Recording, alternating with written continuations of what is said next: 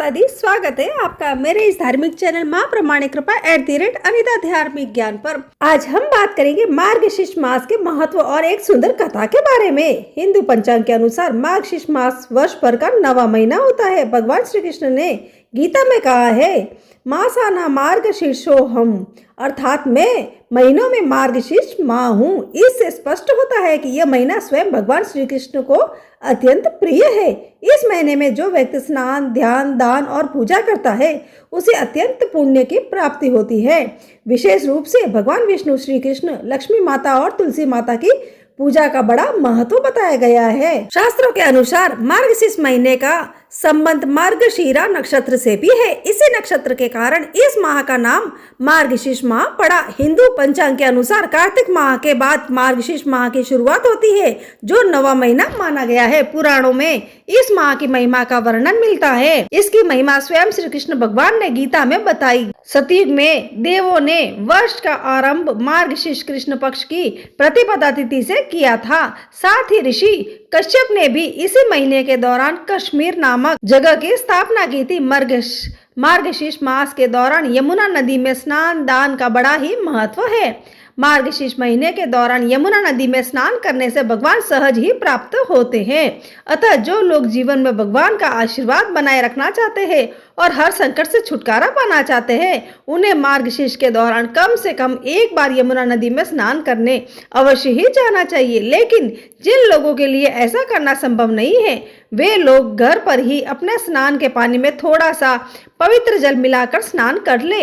इस महीने में सांवले सलोने भगवान श्री कृष्ण की उपासना करना और पवित्र नदियों, तट या सरोवर में स्नान करना विशेष शुभदायी होता है। अगर आप संतान की चाह रखते हैं तो श्री कृष्ण की आराधना करने मात्र से आपको संतान प्राप्ति का वरदान बहुत सरलता से प्राप्त हो सकता है। मार्गशीर्ष माह के कीर्तन करने तथा शास्त्रों का पाठ करने से अमोघ फल मिलता है। इस महीने के किए गए हर तरह के मंगल कार्य विशेष फलदायी होते हैं।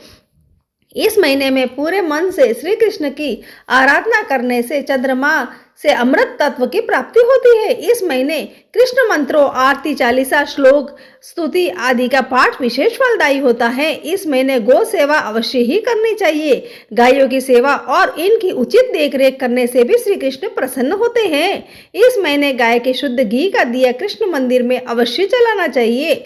इसके अलावा श्री कृष्ण को अपना बनाने और उनकी कृपा पाने के लिए केवल प्रेम की साधना ही पर्याप्त है। इस महीने में अगर आप पूरे प्रेम भाव से श्री कृष्ण को पुकारेंगे तो निश्चय ही आपको इसका उचित फल देंगे। स्कंद पुराण के अनुसार श्री कृष्ण और राधा की कृपा पाने वाले मनुष्य को मार्गशीर्ष माह में व्रत, उपवास व निरंतर भजन कीर्तन आदि करते रहना चाहिए। इसके साथ ही शाम के समय यानी संध्या काल में ही श्री कृष्ण और राधा की आराधना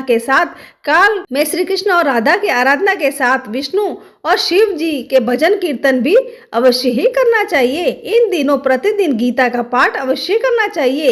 इस पूरे महीने भर में मनुष्य पूरे विधि विधान से श्री कृष्ण का ध्यान, जप, तप, व्रत, उपवास आदि करता है तो वह उसकी समस्त मनोकामनाएं पूर्ण होती है। इसके साथ ही इस महीने तेल मालिश करना शुभ फल प्रदान करता है। इस महीने में कुछ वस्तुओं का प्रयोग करने से शास्त्रों में मनाही है। इस माह में जीरा खाने की मनाही है, अतः महीने भर जीरा नहीं खाना चाहिए तथा वसा युक्त भोजन करना चाहिए। पौराणिक कथा के अनुसार एक समय की बात है, एक गरीब ब्राह्मण दंपति बहुत दुखी जीवन बिता रहे थे। एक दिन ब्राह्मणी ने भगवान विष्णु से प्रार्थना की कि हे प्रभु, हमारी गरीबी दूर कीजिए। रात में भगवान विष्णु स्वप्न में प्रकट हुए और बोले कि मार्गशीर्ष मास में प्रतिदिन प्रातःकाल स्नान करो, तुलसी के पौधे में दीप जलाओ और मेरा नाम जपो, तुम्हारे सारे कष्ट मिट जाएंगे। ब्राह्मणी ने वैसा ही किया। प्रतिदिन तुलसी में दीप जलाया और भगवान विष्णु की पूजा की और गरीबों को दान दिया। कुछ ही दिनों में उनके घर में धन, अन्न और सुख समृद्धि की वर्षा होने लगी। तभी से मार्गशीर्ष मास को विष्णु प्रिय महीना कहा गया है। इस मास में जो व्यक्ति विष्णु का नाम का जाप करता है उसे मोक्ष की प्राप्ति होती है। अतः आप भी इस महीने में प्रतिदिन तुलसी में दीप जलाए, भगवान विष्णु का स्मरण करें और जीवन में सुख, समृद्धि और शांति और भक्ति का अनुभव करें। इस प्रकार मेरी छोटी सी कहानी पूरी हुई। जय श्री कृष्णा, जय माता दी।